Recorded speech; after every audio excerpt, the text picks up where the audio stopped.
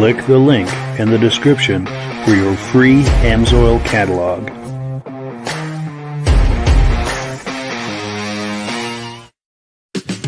Before we get started, I'd like to give a quick shout out to some of our friends. The Eastern Snowmobile Racing Hall of Fame. Search for them on Facebook. Central Minnesota Pond Racing. Search for them on Facebook. The historic Lancaster Motel for the ultimate Eastern trail riding adventure. Crane's Snowmobile Museum at 172 Main Street in Lancaster, New Hampshire. The Vintage Snowmobile Club of America Quarterly Magazine. The Bridge Street Garage Racing Team, the house racing team of the Vintage Snowmobile Podcast. The New Hampshire Snowmobile Museum at Bear Brook State Park in Allenstown, New Hampshire. And lastly, if you decide to advertise with the Vintage Snowmobile Podcast, this could be your advertising message. Well, good evening and welcome to the podcast. I'm really glad you're here. I have a robust lineup of Vintage Snowmobile entertainment on tap for you tonight. We have guests waiting for us in the green room. We're going to get to them in just a moment. But before we do, I want to make sure that everything is working properly. So if you can see my face and hear my voice, I'm going to ask you to leave a comment. Let me know where you're viewing this from, and let me know whether you are a first-time viewer or a regular viewer.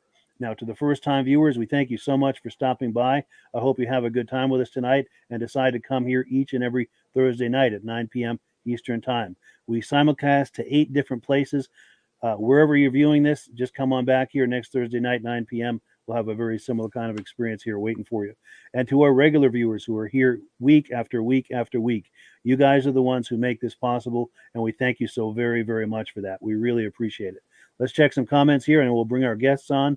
Let's see, we've got our good friend David from Alaska Railroad saying, "Good evening, Mike and podcast friends." Cool deal.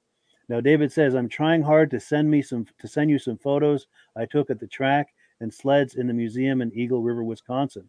Very cool. Well, let's touch base on that tomorrow and get that figured out. And I thank you so much for thinking about that and for wanting to send me some photos. I cannot wait to see them.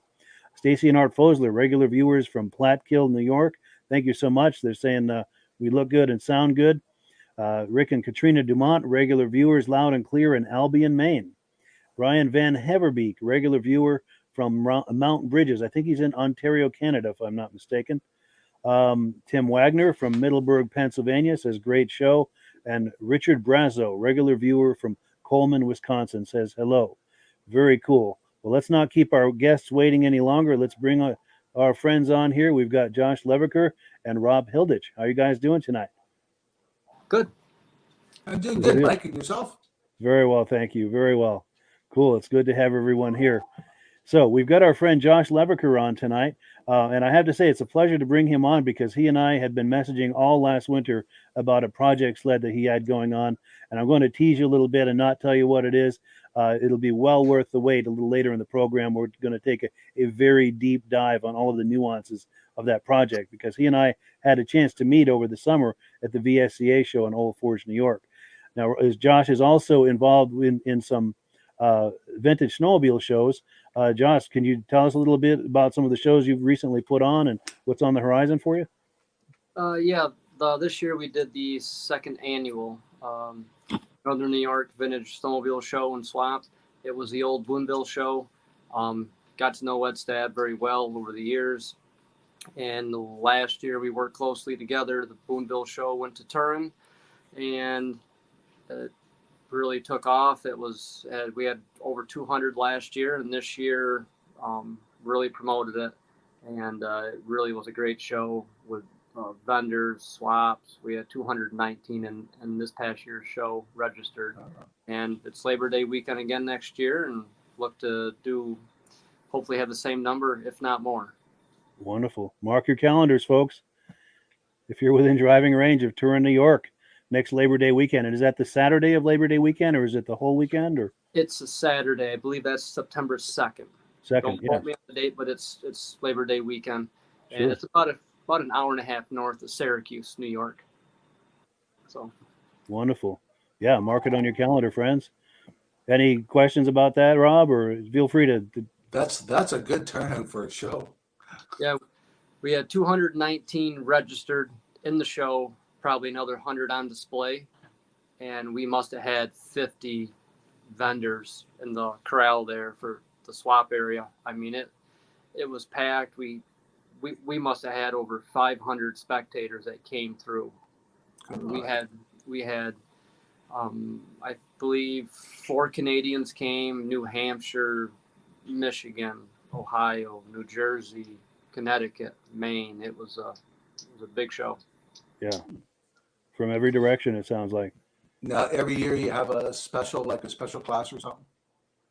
We do. So there's 26 classes, and then we have People's Choice, Best in Show, and then the Fireman Choice, because it's a co-host between the Turin Ridge Riders, which is I'm our vice president of, and the firemen. So, and I'm our village mayor, so we kind of share the grounds with the firemen. So it's a good venue. It's a good area. And it's good for the area. It's good for the community. It's a good fundraiser. Yeah. Very cool. Very cool. Now, behind the scenes, I think a week or two ago, Josh shared some images with me from this event, and I put them into a little montage with some music under it. Let's take a look.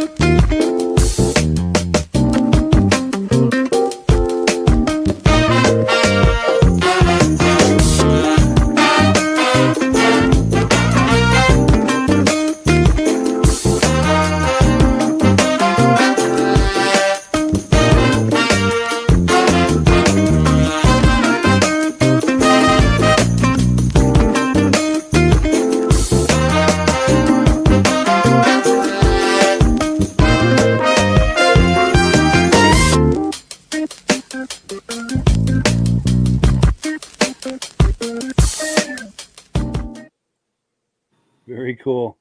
Yeah, in case you're just joining us, we're just looking at some footage from a show that Josh Leviker had organized over Labor Day weekend out in Turin, New York. Yeah. And those pictures there, Mike, Joe Clark, he had a couple of the Team A Bold sleds. Oh, yeah. People's Choice, and then that boa ski. He was a gentleman from, he was a Canadian, made the trip across the border. He won Best in Show with that boa ski that was in one of those photos. And that was a nice boa ski. I've never seen one in person, only in magazines. Same here. That must have been one of the last years they were doing it with that color scheme and a modern looking body like that. I think so. That's got to be like a 73 or 74. And then he had that red boa ski behind it, which was an early 70. But yeah, he had more than just those two sleds. He had some nice iron there. Nice. Most people have more than one collection. Yeah, for sure. How about that guy with the cowie? Is that a limited production? the cow, which I think 500 cowie, it looked like, motorcycle with yeah. He's from Central New York, and that was actually a factory kit. The track kit, that was called if you look on the bottom left, it's called the Snow Job. That was a factory bolt-on kit. Yeah. Oh, I thought it was one of a kind built. It was a factory kit, probably not many of them. It didn't pivot or anything, which I could see why it didn't take off, because you went in a straight line, I think. Yeah, overriding that ski a lot, I bet, huh? Yep. Was that a twin track or a wide track, or what was going on underneath it? That was a twin track. And it had, I want to say, 2 sprockets on it for the drivetrain. It was very interesting, but it didn't pivot. It was more, a lot of pressure up front to steer. Yeah. Seems like that would put a lot of torque on those forks too. That's probably one of the first things to fail, I would imagine. But it it was there was a lot of rare iron that was there. It was, it would be neat to see that go by on the snow, though. I will give it that. Absolutely. That would be double, triple, and quadruple takes, I think, to see that go by. For sure. Yeah. Well, cool. So let's see. We are on item number 3. We're going to do some quick announcements, and then we're going to look at some more footage from the Turin show and some more footage that we've done with Josh over at the VSCA show in Old Forge this summer. But let's do some announcements real quick. We've got an AMSOIL promotion to talk about. I'm going to pop the graphic on the screen. And is it going on the screen? It's up there, Mike. All right, cool. I guess it was a delay on my side. But yeah, if you wanted to talk to us about this, Rob. Anybody who wants to become a preferred customer, you can get the best price available by an AMSOIL. You save 25% on all the products. You order $100 worth, they ship it right to your own house. And usually if you order $100, they give you a $5 gift card towards your next order or to your next registration, or buy a t-shirt or whatever you want. But until October 18th, they're offering you a $10 certificate. Just a quick little promotion, trying to get more people to order this time of year. So if you want to know the best possible way to buy AMSOIL, get a hold of Mike. You can email him right through this account, and by becoming a preferred customer, you order $100 worth, you get free shipping on your birthday. They send you an extra $5. For order $100, you get the $5, and that helps covers the cost of the membership, or you use it towards buying an AMSOIL t-shirt or something, or your next order.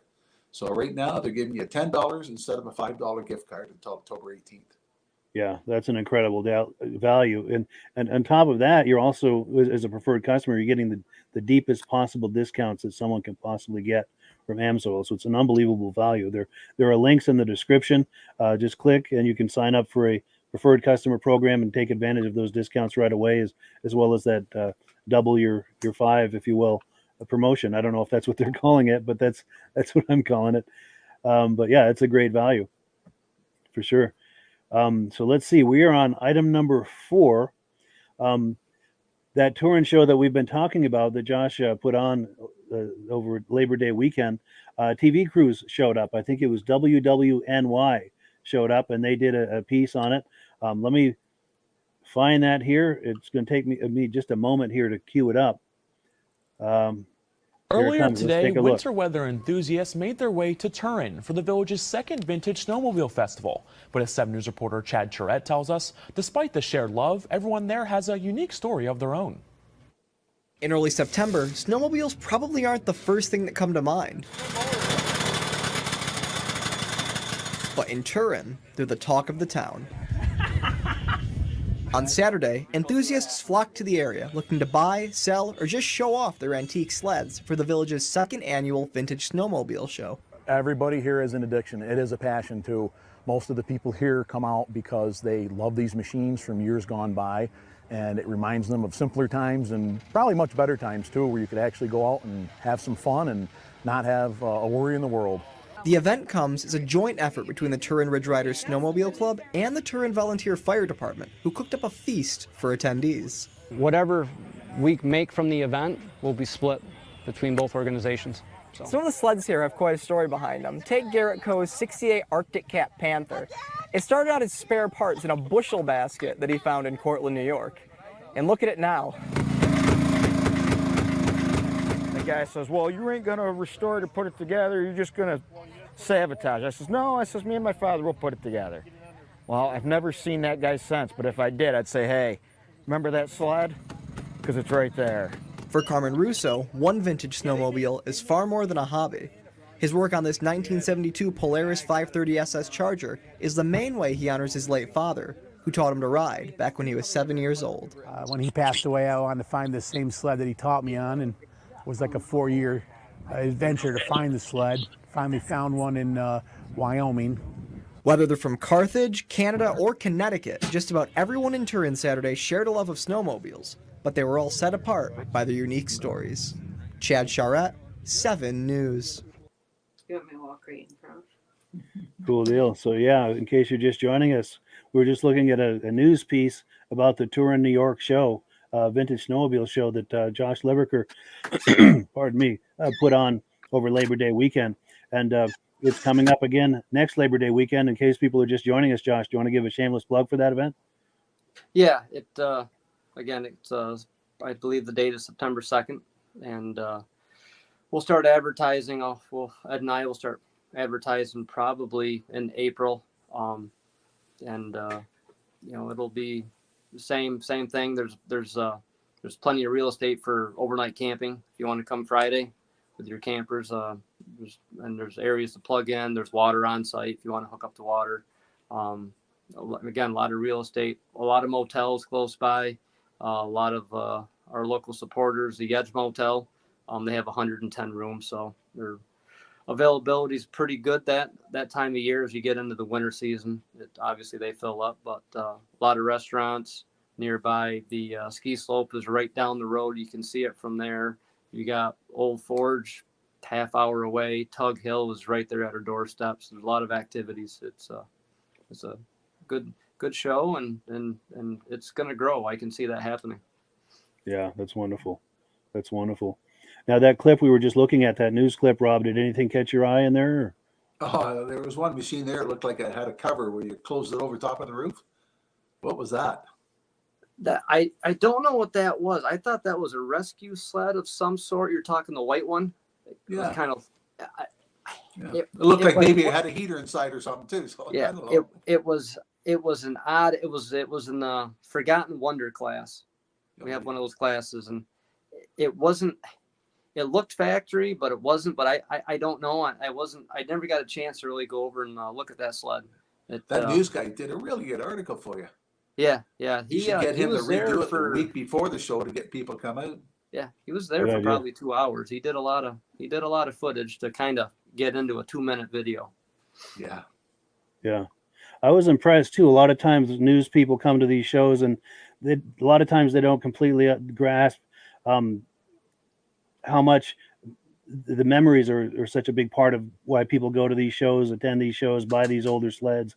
And they really try to capture that in that news piece. I was impressed with that.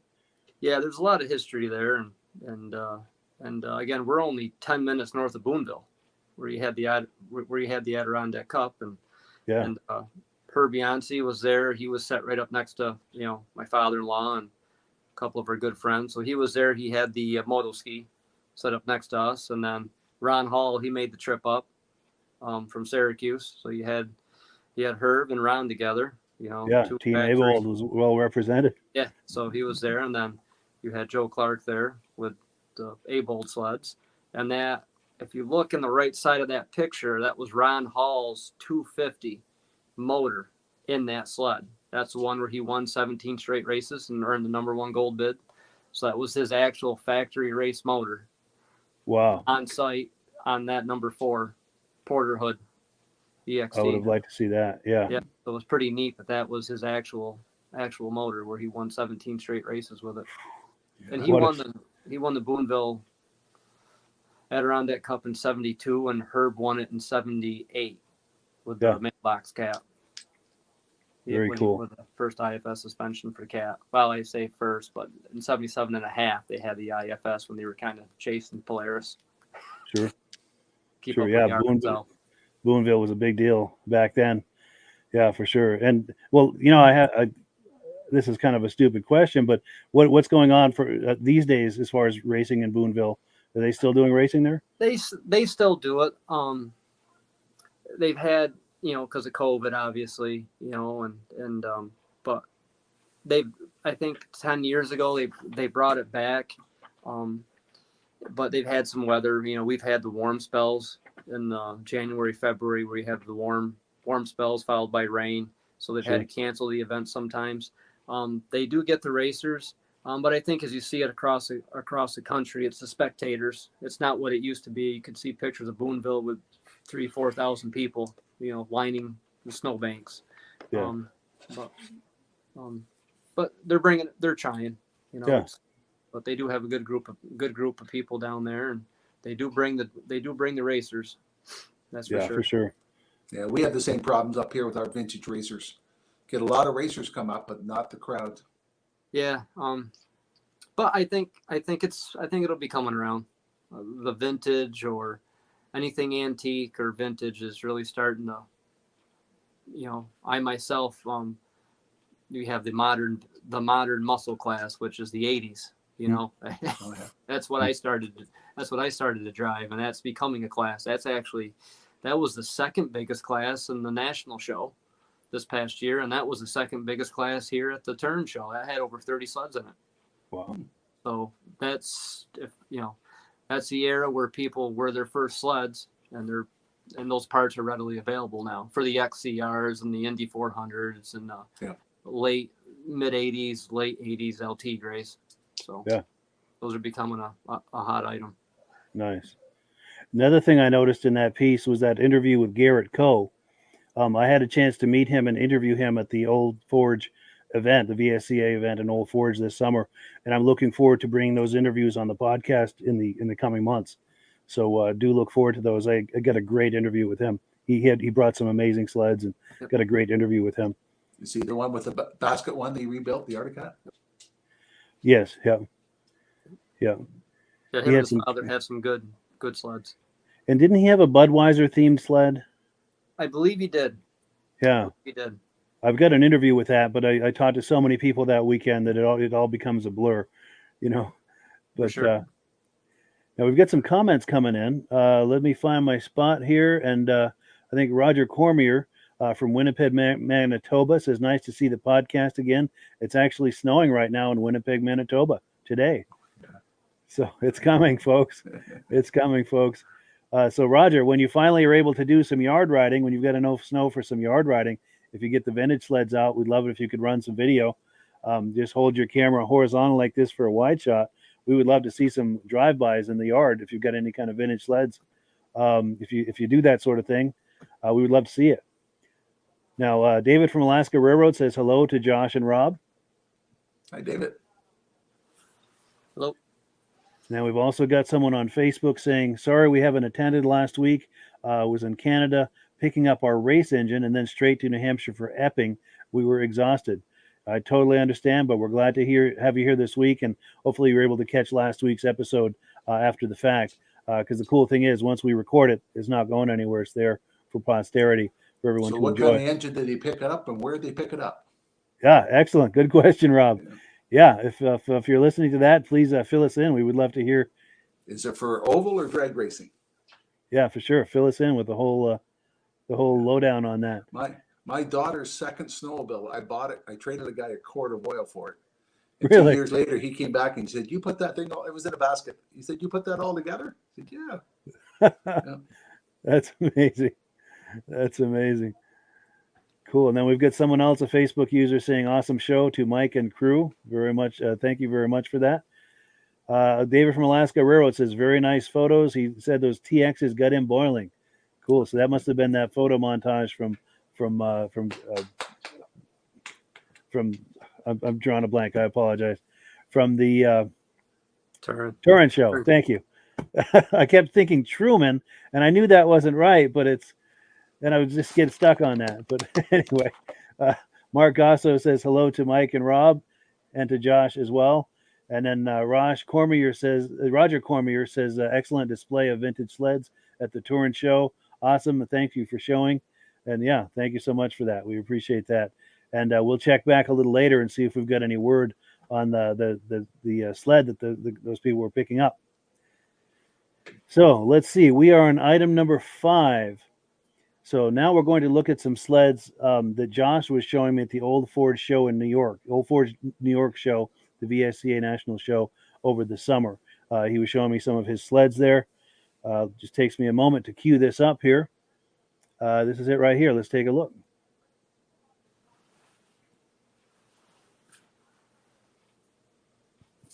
It's taking a minute to load, but it's coming. Stand back, everyone.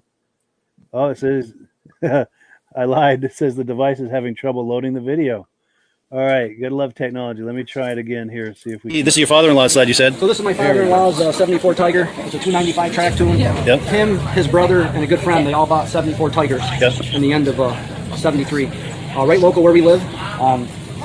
Actually, oh yeah, Rennie's. Herb Yancey raced with them in the same era. Really? Early 70s. That's amazing. Right out of Denmark. Wow. That's what gave Herb down there, sitting in the chair down there. Yeah, first, that's how we got started. That's how we got started. Wow. They needed someone to drive the big sleds. Yeah. So we put the display board sign. He has the original bank loan paperwork, the bill of sale, the original registration, the original warranty card. Wow. And the pictures of him riding it through the 70s. Yeah. So it's a 295 free air. The 295s, again, are hard to find pistons because they were in the 295 free air class made for racing. Yep. And it's a consumer race model, if you will. Yep. Kind of a spin-off of the 290 EXT motor in 72. So they made a 295 consumer, and they called this the track tune. They made a 340, 295 track tune, a 400 track tune, and a 440. The track tune models have the diamond seat, so the 295s and 400 will have the diamond seat. Yep. The skid is a little shaped a little differently, and they also came with the race tether. Oh yeah, sure. Similar to the EXT. The EXT has a round kill switch. This is a triangular kill switch. Yeah. But if you see, those are his insurance stickers. Yeah. From 74. That is cool. Still on and the I remember sled. seeing these too. That's original. That's original sticker. That's cool. And we just painted the skis. A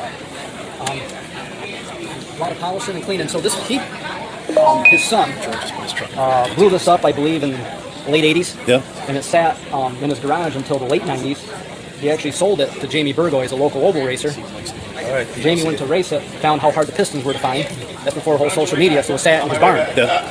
We got into vintage racing thanks to a good friend of ours, Skip Albanese. And Dave, my father-in-law's down there with Herb. He's following me to the shows, sees the Tigers, and I wish I could find mine. I'm good friends with Jamie. Jamie says he still has it. I bought it from Jamie with the original registration card that my father-in-law signed over to Jamie. Jamie never signed it. So a good friend of mine, July 3rd, we went and got it. And me and Skip Albanese, a good friend of mine, got me really into this. I can blame him for that. We redid it and gave it to my father-in-law for his birthday in September. Wow. We snuck it in the garage, put a sheet over it, had him outside, opened the door, and I gave him the registration card. And pulled it off. Did it blow his mind when he saw that? Mine, it did. And he sat on it, and he goes, "You can't find pistons for it." And of course, I had it running before we took it over. Right. I could pull it. He pulled half a pole, fired right up, and everything. So it was his original new item, first new item he pretty much bought. Yeah. And his brother, who since passed, late 73. Yeah. So to have it, 48 years old. That's amazing. And it's registered, insured, and we trail ride it to camp. Really? Yeah, we trail ride it. That's my twister there, and it's yeah, current. Current. Yeah. All of our stuff. That's in nice shape too. Yep, that's my 76 trail twister. The only year they made a fan for a 340 was in 76. Yeah. We trail ride it. My wife drives that, lightweight for her. I remember those too. Yep. And I'm gonna come around in front of it. I can also put that. Oh yeah. Well, excuse me.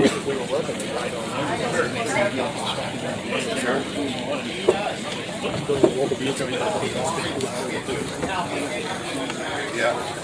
if everybody made it. So 340s, what's hard, it's not super hard to find, but these rubber grommets around the plugs are hard to find. Back in the day, you change a plug, who would have thought you'd want to save these? Yeah. But, the air boxes for a 340 fan are harder to find because the 340s have a longer snout on the air box. The 440s had a bigger carb, so the snout was narrower, shorter. So I actually bought 2 air boxes before I learned the snouts for the 340s were longer. Oh, wow, trial and error. It was a 1 year only. Sure. Because they only made a 340, and this is on the Merck registry. It's the only one in New York. Really? Wow. That's cool. And it's got, Yeah, no, it was Fox. It's got 4,200 miles on it. Yeah. Like I said, it's 500 here. Yeah. Wasn't it? It's beautiful. So I spent a lot of time on it. It's a nice piece. Yeah, for sure. It just wasn't done. Everything we have, we drive. That's cool. That was a little screamer. Yeah, next time you have any of these on the snow, please take some video. Yeah, oh yeah. And I had my cross-country cat here, but we pulled that out last night just to save on some loading. Yeah. And we do. I got a nice cat cutter that I redid. Yeah. We put our kids in it, drive around. I got a cheetah. So. Sweet. But this one kind of started it, and then it That's what got the ball rolling. Evolved from there. That is cool. Yeah, it's nice to finally see this in person, because I know we've been messaging on this for a long time. Those are, I've had a lot of compliments, but again, I got to thank the people that helped the parts, and Jason Palmer, really, he come to the end on that, and finished the assembly for me. Nice. I was just pretty much parts, steps on which to go, and his craftsman work really came to play on that. Yeah. So, Cool I know deal. he's a big Yamaha guy, and he's never done a cat, but he said, I'll finish that for you. That's great. So, well, cool. Again. Yeah, I appreciate it. We're going to wind down this segment, but we will catch you on the other side for the award ceremony, and that is at noon. What time have we got now? 10 after? A little time, but yeah. Well, thanks for viewing, everyone. Cool. Yeah, some beautiful sleds, Josh. Cool Yeah, it was deal. a good show. There's what 460-ish at the show, and it was a lot of nice iron, and get to meet the people you talk to online and on the phone. So it was a good show and good weather. That's the key. It was hot Saturday for sure, but it was good weather. Ed put a good show together. And it paid off that they set those tents up. That helped to keep if you're under the tent, it wasn't quite as hot. It paid off, and it was well organized. The tents were labeled, and I helped judge that Friday evening. And Ed and Susie, they had everything labeled for each class, and they actually had it in descending order where you judged outside first, and then you went inside, because you judged in the evening if you were losing daylight. And judging was finished Saturday morning as well, but it was very well organized. Sure. Did you have something, Rob? Were you about to ask a question, or? Oh, I like the story, like when people really use their snowmobiles, just don't have it on display like in a museum. That's good that the guy really takes it out riding. Yeah, that's where they're meant to be. Yep, and I think it gets her exercise basically. It keeps everything moving, and we drive. His camp, or my father-in-law's camp, is probably 10, 12 miles up, 10, 12 miles back. It feels a lot longer than that, but yeah, it's fun. Good to get a good solid ride in. Yeah, yep. That's cool. You get a chance to really experience them. Cool deal. We've got some comments coming in. Let's take a look here. Yes, Chris Humble says the Turin show was great. And my good friend Virgil Shaw, Virgil's been on our Muscle Car podcast several times. He said that's a nice looking sled and a cool story. He says, very cool. Glad to have you on the Snowmobile podcast, Virgil. This is great. Cool. And David from Alaska Railroad says a nice twister. Stacy and Art Fosler says they definitely have to go to the show this year. Absolutely, because they live not too far away. I know that they had hoped to get to the Old Ford show, but something had come up and they weren't able to, because I was really looking forward to meeting them at that show, but just something had come up and they couldn't make it. But very cool. Very cool. So we are about to, unless we had any more on what we just looked at. Did anybody have any more on what we just looked at before we shift gears? Or? But what was interesting with my father-in-law's sled, his one of his good friends and his brother, they all went down at the local cat dealer, which there was many of them. Whoever had a lawn mowing shop had a cat dealership back in the day, and his brother got the 340. His friend got the 440. He got the 295, not knowing. I mean, they made, I believe, 3,000 295s, but not knowing later in life the 295s, they were, I forget what stock, whether they were stock D or whatever for racing, but they were a very good competitive stock sled. and he blew it up once, rebuilt it, and then he blew it up. His son blew it up, just out back driving, or late 80s, early 90s, and it kind of sat, and Jamie got it, and again, couldn't find pistons, and a friend of ours down the street got me more into vintage sledding, and went to the Boonville show for a couple of years, and my father-in-law came with me. He started seeing the old LT grays and was talking about a sled, and I know Jamie pretty good, so I got a hold of him. He said, I got it, and if you want it back, and it's yours, So went down the day before July, 4th of July, picked it up, and as we said on the camera there, we gave it to him for his birthday on mid-September. So there was, had the motor redone by Northern Crank Shop. John Rowan, they did a great job, but in shipping it out there, only half the motor showed up. Half was missing in shipping. The package showed up, within a package. It was ripped open, so it was chasing down parts and things of that nature. And we got we got her together. It turned out good. Pretty much, It was crunch time. Sure, that must have blew his mind to see that finished. He did. He didn't know what I was giving him, which was a registration card. Sure. And he was probably 60, 65, 66 then, and it was 8 o'clock at night, so it's dark out, and then pulled the sheet off it, and it blew his mind, and looked it over, and he did pick out one thing in the front right corner of the cowl there. The fiberglass is cracked, and I don't know what happened when Jamie picked it up or when we picked it up. He's like, that was not like that when I sold that to Jamie. He knew that little chip in the cowl there was not there when he sold it. So looking for a flaw. But no, it was I think it's got 2,100 miles on it. So and again, he just found the bank paperwork to the local bank. Put a down payment on it, and I think it was $1,300 back then, brand new. So the warranty paperwork had a recall on the track. Those cleats were bonded on the 295s and 400. They were molded in the rubber. They weren't riveted. So there was a recall on that. He had all that, and it's a very nice original piece. That's cool. That's cool. So even cooler still is we're looking at the menu here, items number 6 and 7. We're about to look at the sled that Josh and I had been emailing back and forth over all last winter. He was sending me images of the project, the progress of the project, if you will.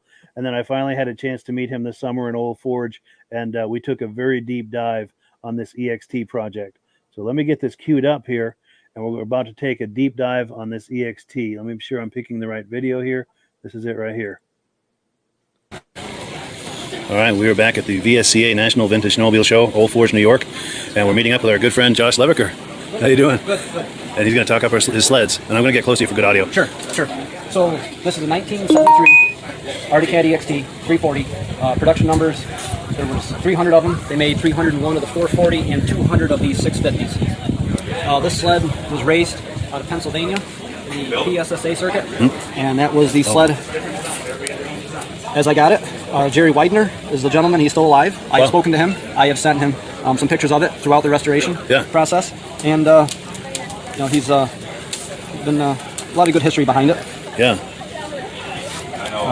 That was the chassis. This was a year ago. This was in June of last year. That's what it looked like a year ago. A year ago, after I collected all the parts. That has come a long way, hasn't it? He raced it from 74 up through 76. Wow.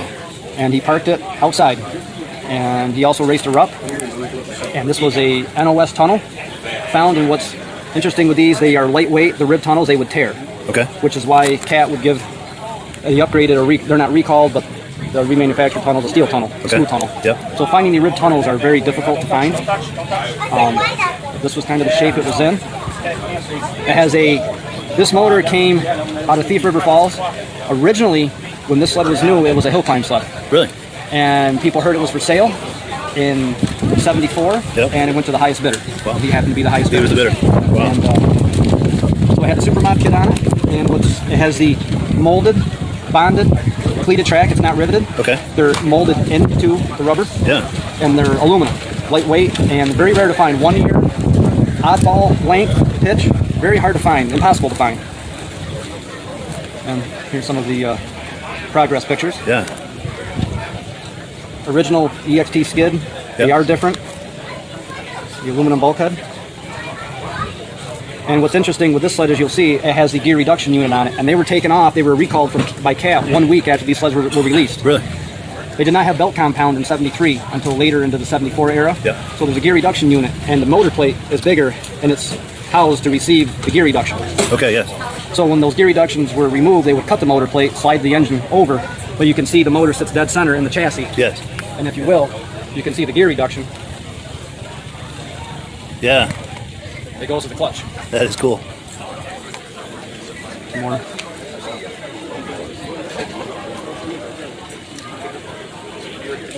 The big medallion tack, those are very hard to find. Yeah. There's a shot of the motor when it was done. Yeah. The gear reduction. Sure. Very, very odd to see. Yeah. And the round shaft clutch is also in '73 only for this sled. They made other round shaft clutches, but these were recalled by CAT as well. Yeah. So having this assembly is rare in itself, and rare to have the the medallion tachometer. Yeah. The Kelsey Hayes brake system, that was not standard from the factory, but if you raced ovals, They were upgrading with it? They were Yeah, upgrading it was common with for them that. to upgrade. So that's what was on the sled. That's what we retained. Sure. That's a period upgrade, so to speak. The EXT handlebar pads. Yeah. For the EXT only.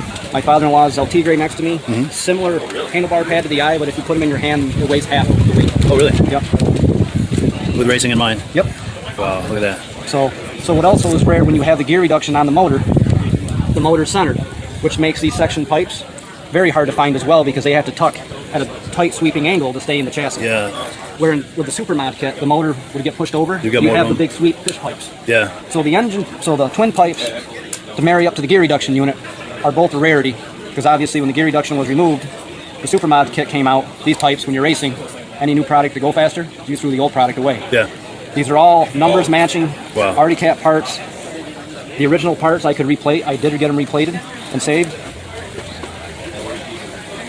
And Herb Yancey's a local where I live. Yeah. He was 10 minutes from me. Wow. We've gotten more better friends over the years Yeah. with the vintage racing. Good friends with my family. Sure. So he came over when it was done. I invited him over and I said, I want your critiquing of it. Yeah. And he said it's as it was out of the box. Wow.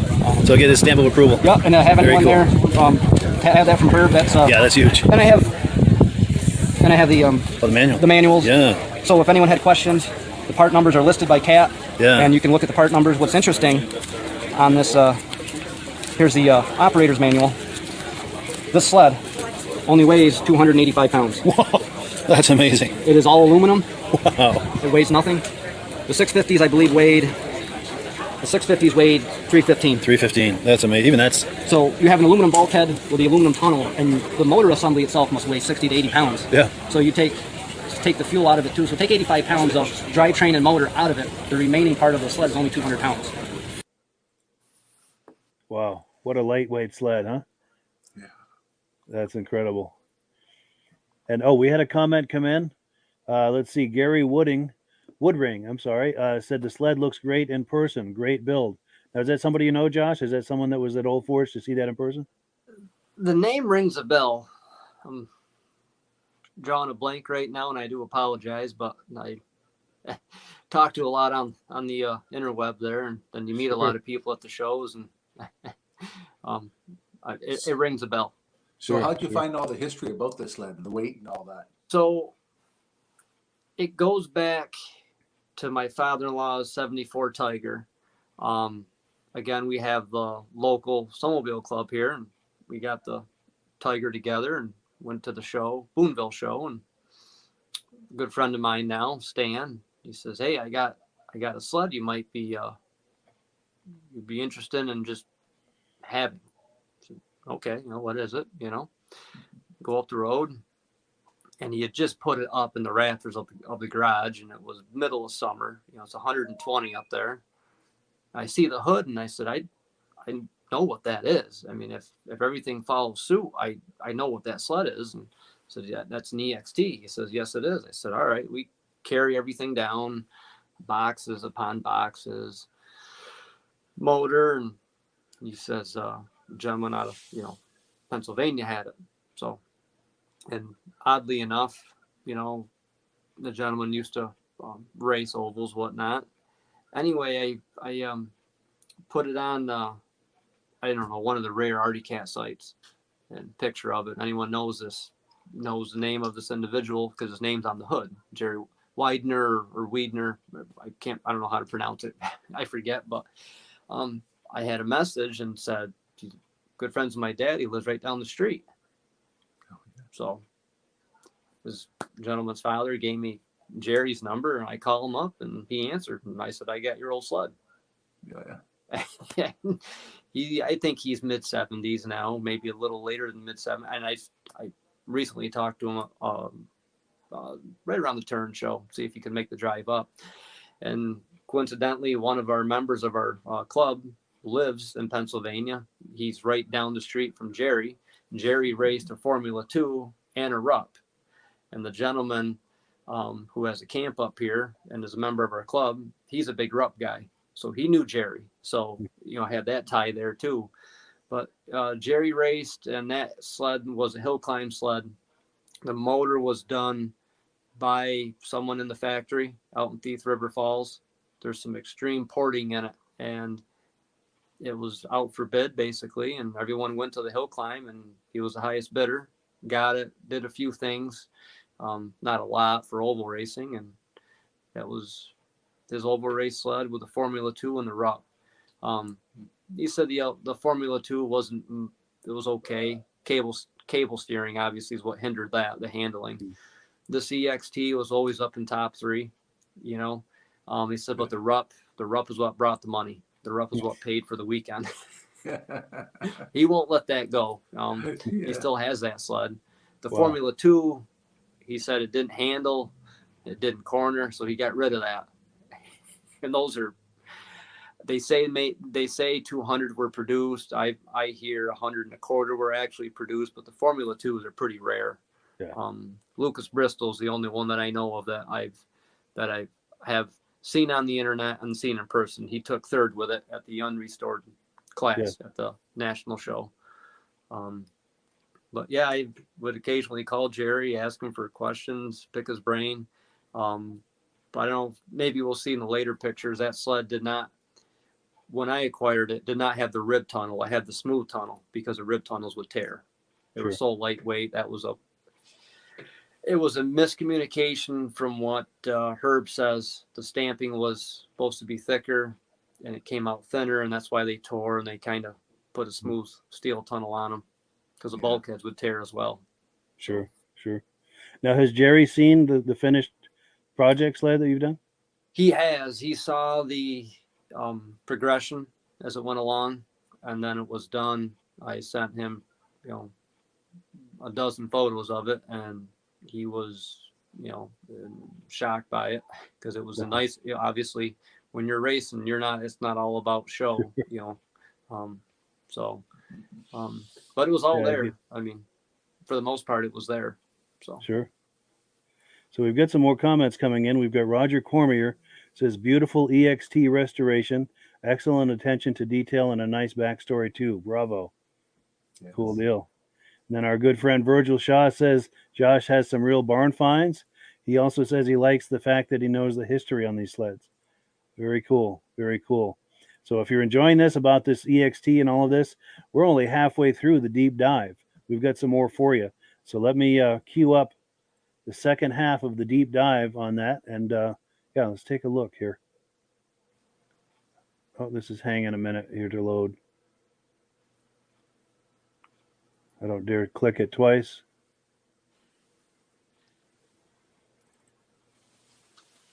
There we go. I'm going to do a walk around of this. And also on this, that's also a rarity, is these clicker shocks.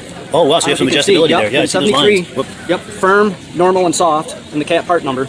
Yeah. And I will say these came from Herb himself. That's amazing. These were when he raced in his era. These were one of his race sleds off his EXTs. That's amazing. So I don't know if it came off one of his Team A-Bolt sleds or not, but those were, that's 73 EXT, From her. From her. That's I can say amazing. that today. Had them re-chromed, a lot of polishing. That's amazing. Also, too, beyond the belt guard, Yes. like they call it another guard, if you will. It goes over the shaft. Those were taken off as well. I believe maybe for some belt dust so it wouldn't get into the carbs. Oh, yeah, yeah. So this is a 340 with significant porting in it. So the gentleman that raced it, he never blew the motor up, and this motor was built by the Arctic shop out in Thief River Falls. Yeah. There's some very interesting porting inside this motor. Really? The heads are shaved down. His name is Dremel on the back side of the heads. Wow. I don't know if they went through tech back in the day, they could identify that. But there's very unique porting. Ports opened up on this, and this is a running driving machine. Wow. That is really Starts impressive. up, ran on the stand, and I will drive it on the snow this winter around the house. That is wonderful. I'd like to get some video of that when you Sure. do. Yeah, this winter, and if you can get a picture of the track underneath, you can tell it's a molded track. Yeah. It's not riveted. The ice picks are through it, yeah, but they're molded into the rubber. That is cool. So it's nice to finally see this in person too, Josh, because I know we've been messaging back and forth all winter with kind of the chronology of this project, and to see this, in this state is absolutely amazing. It's a good-looking sled for 73. It's a very sharp-looking sled in my opinion. Yeah. It's black. It's chrome. Lightweight. It's, in my eyes, it's all show and all go as well. It delivers in all categories. The clutching gauge is around 7,000 on this, and it's ready to go when that happens. It does. It winds right up, and nothing like a set of twin pipes on it in the screen. But it was a passion. It was a dream 7 years ago-ish, and then a solid 5. Yeah. I had it for probably a year and a half, 2 years, sitting in the garage, and then you acquire one part, and you start looking, and you acquire many more parts, and then you got to buy a whole lot. Sure. 10 parts to get the 3 you want. Yeah. So, which is good. I conversed with a lot of people here, and that are building 73s. We've exchanged information, and same thing as I built this, I would converse with people like Herb and others, because the part manual is archaic, back from 73. Yeah. And there's pictures out there of 73s, but what's right, what's not right. Yeah. And this is a. And you've got someone who lives near you who was there at the time, who knows, who's knowledgeable. Verify that. Yeah. And so you can make sure that it's correct. And like these J hooks here, if you will. Yes. If I go around the stirrups, they were from the original piece. Wow. A lot of people, they can't find them. All they are is a bolt that's bent, but these have the part numbers on the inside. Wow. The Mikuni fuel pumps mounted vertical, and those are 40 Mikunis on there, and they have a 510 main jet in them. Wow. Is it possible to open the hood? Or? It's a tight fit okay, that's all right. to open there. Sure, it's all good. Plus with the wind, it'll go. Oh yeah, I didn't think. Yeah, we don't want that. What's interesting too. I didn't think of that.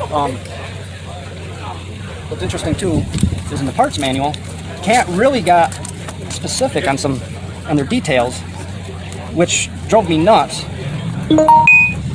The throttle lever, you come down, and the hand throttle lever is a 109/510, and you see it specific for a 340. Yep. And the 440 and 650s are a different part number. Yeah. The 340 has a different throw to it. Okay. Yeah. You would think a 74 LT gray throttle lever would be the same. Black, plastic. Sure. Who would have thought the engineering was that specific? Wow. Because if you can't zoom in, you can zoom in on the part number. So it's almost like a different camera ratio or something. Yeah. The part number's right there, and 109/510. Oh. So that matches what you have in the book. That's the detail. That is cool. That's the detail that's in the sled. I didn't obtain another throttle lever and try and grind it, file it to make it fit. You want it with the number, with the right number. And on the display, it got windy today, but I also had the old. Oh wow! I remember seeing those back in the day. I took it off today because it's been windy out, but. Yeah, that's amazing. Robert Palmer. Oh yeah, I know Robert. He was generous enough. He was generous enough to. He's a serious cat guy. Yes, he is. He got some of the nicest stuff, clothing, memorabilia. He's got the biggest collection of clothing I know of. I can't think of any collection bigger than that. No one else. I can't imagine. That man lives and breathes. He does. He does. But this is everything. And I want to thank a lot of people. I'll say their name: Tim Lynn, Dave Shark, Matt Lynn. They were a lot of late night phone calls, text messages, messenger, and procuring parts from them. Where some people say I have them, but I won't let them go. Someday I'll build a sled. They were generous enough to see my passion in this, and saw that I was going to see it through, and were able to help me in questions and parts. Yeah. And it was very good. The last year was to get here was a long road. It came fast. Yeah. And I also want to thank Jason Palmer. These are his sleds here, the right Yamahas? here. He's actually the gentleman over here. With the dolly? With the dolly. Okay, yeah. You see him there. He was the one that finished the assembly on this sled. Oh, here we go. Skip Estes made a comment. He said this EXT he hopes gets the best of show. So I appreciate that. There's a lot of competition. I think there's 460 sleds here. This was the biggest class. The restored race, 71 to 75. It was the biggest class. I think close pushing 40 sleds, maybe more. Yeah. There's some nice pieces here, but this is every part number, every piece. Yeah. Mostly original, hand worked, redone. There's no repop stuff on this. This is 100%. The detail is down to the granular level. You know, it's that gas tank you saw in the picture. Yes. That is it. Wow. That is it. That old rusty tin can cut in half. You know, wow. This is an original hood. I mean, it's and Brown's Metal Mods, right in Lions Falls, right in your turn, 5 minutes from turn. They do a fabulous job, and they did the paint work on this, the paint and body. Wow. Phenomenal guys down there. Good look at that. Yeah, beautiful. Skis are 73 only.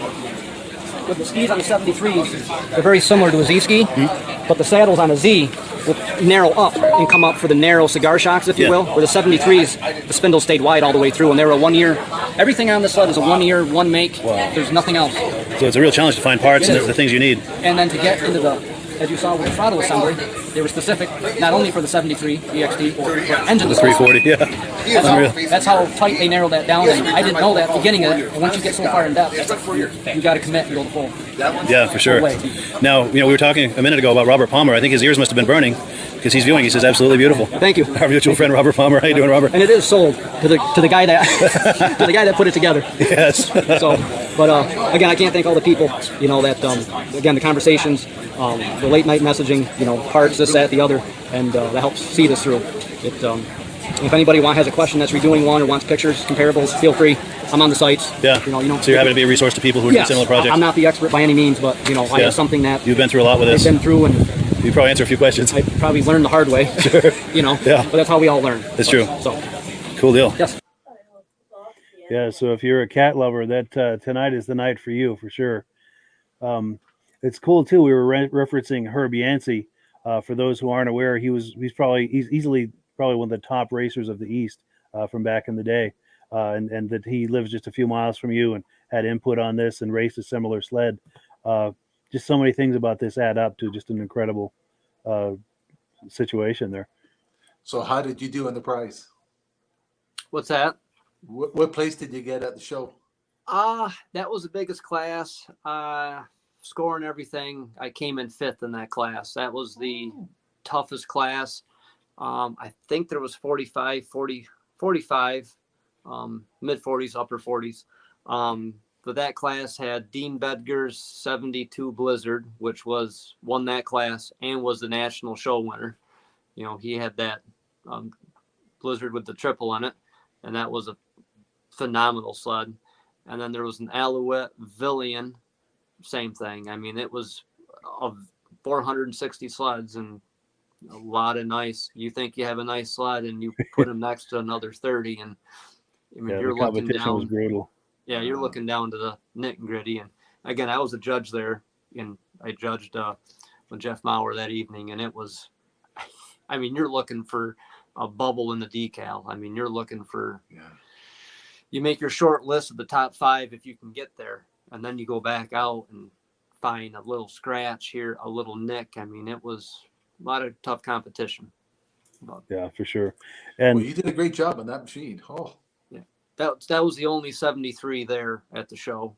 And only, other than Hank Briscoe's, that's the only 73 I know that's in New York. You know, Hank since passed, his son has it, but that's the only 73 I've seen in New York. Sure. What's interesting with that is it has a gear reduction, which is makes that machine very rare. As Cat recalled those gear reductions right out of the box.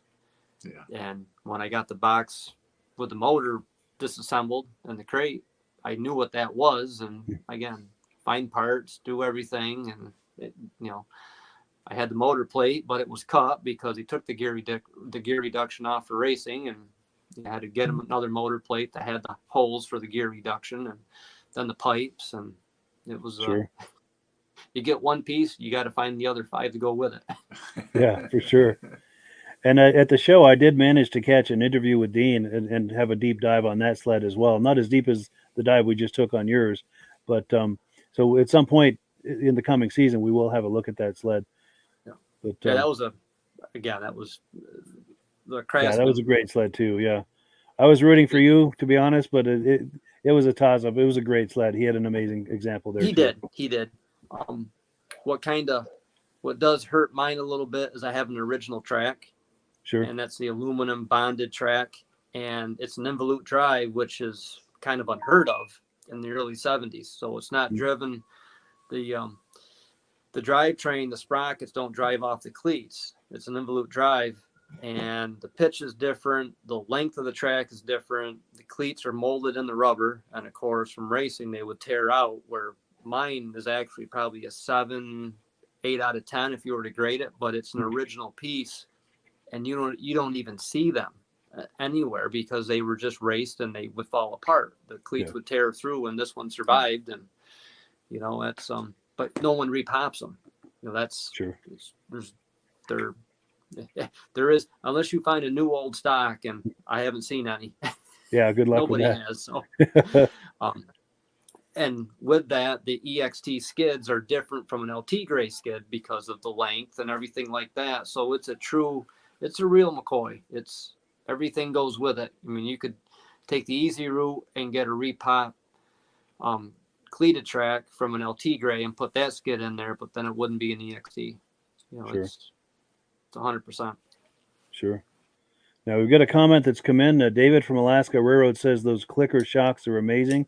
Never knew they had those back in those years, and how we learn new things all the time. And that is definitely true. Well, cool. So we're about at that time where we wrap up the program. I've got one other quick thing to do, though, before we do. My good friend Jeff Gibbs has a snowmobile trailer for sale. And if you're in or near the Hanover, New Hampshire area, this sled is worth a look. I'm going to play a quick video that I made for him. And now on the other side, we'll close out the program. Let's take a look.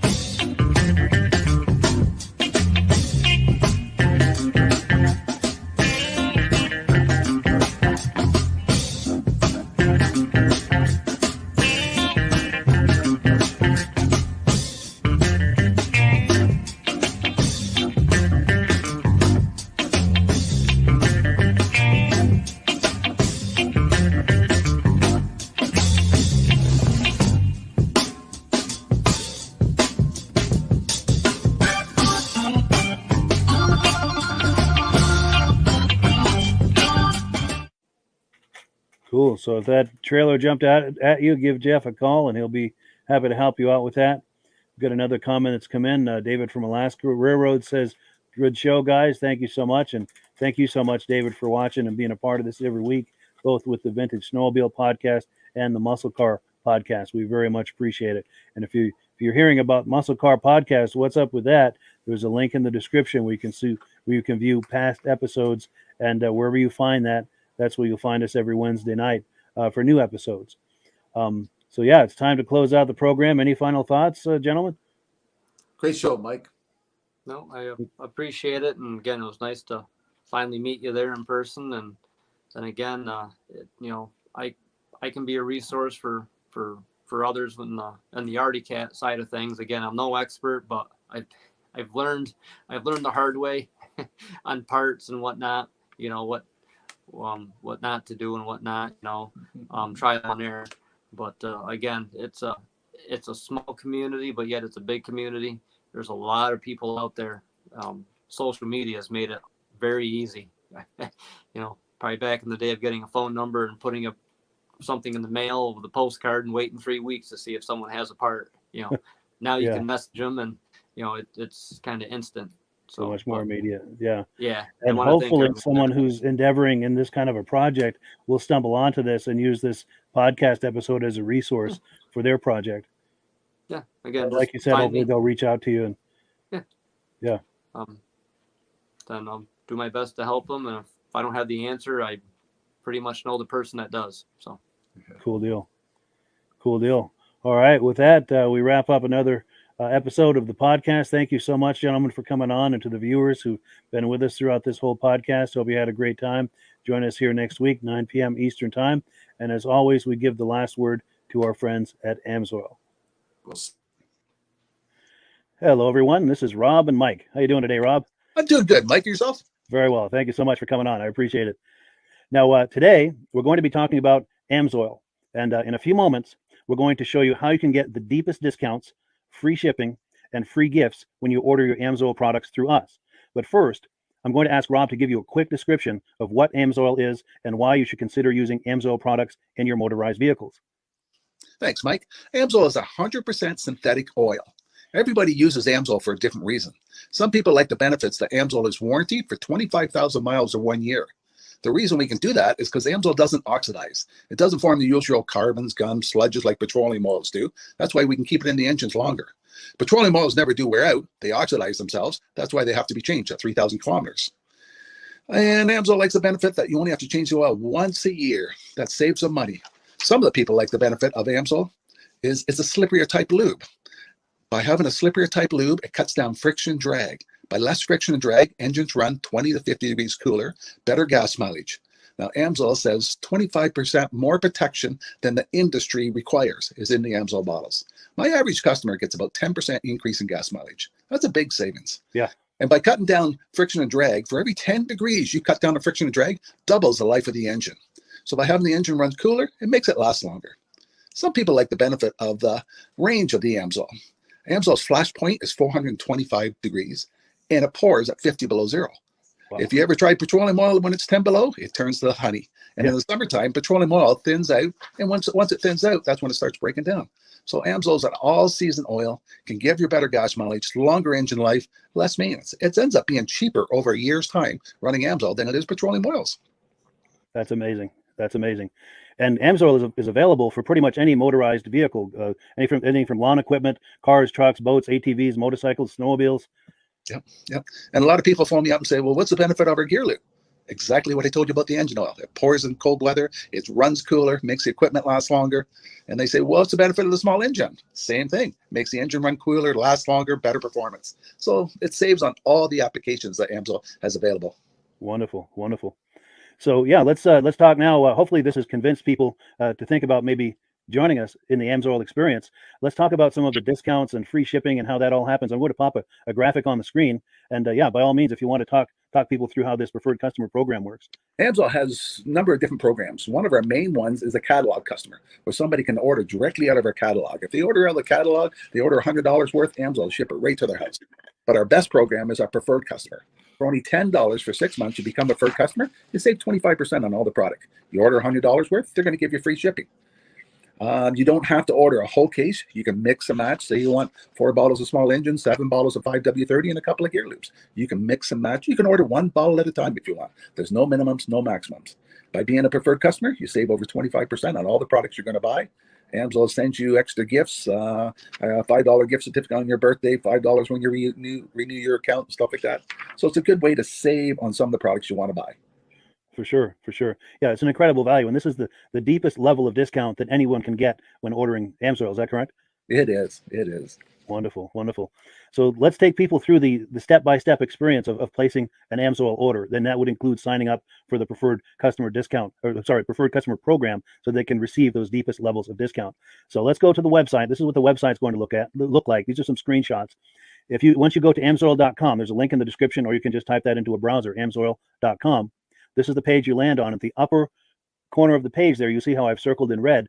That is the link to click, the Join Now link. That will take you to the Preferred Customer Program page, where you can take advantage of all of these discounts and free shipping and everything that we've just been talking about. This is what that page looks like. In the lower right, you're going to click Join Now. This will pop up. You select the duration you'd like, whether it's 6 months or 12 months, and click Add to Cart. Now, once this pop-up goes away, you'll be back on the main page. And the upper left, you'll see where I've got that red arrow. It says Shop. Now you can start shopping for products, and on your very first order, you're going to get these discounts and the free shipping as long as it's over $100. You'll get all of these benefits right away. So once you click Shop, it's going to take you to the product page. There's different types of oils, lubricants, so on and so forth. For the benefit of this exercise we're doing now, I'm just going to click motor oil. It shows different types of motor oil. Let's click gasoline. Now this takes us to an item. It's their synthetic motor oil. And you can see the item there, and there's choices for different viscosities. But take a look at the price. Let's take a closer look. Let's zoom in. But if you've join the preferred customer program first, you're going to automatically get the deepest levels of discount. That's what we're looking at here. You're saving $3.80 on that quart of oil. Instead of paying $16.29, you're now paying $12.49 for that quart of oil. That is the deepest level of discount you can possibly get.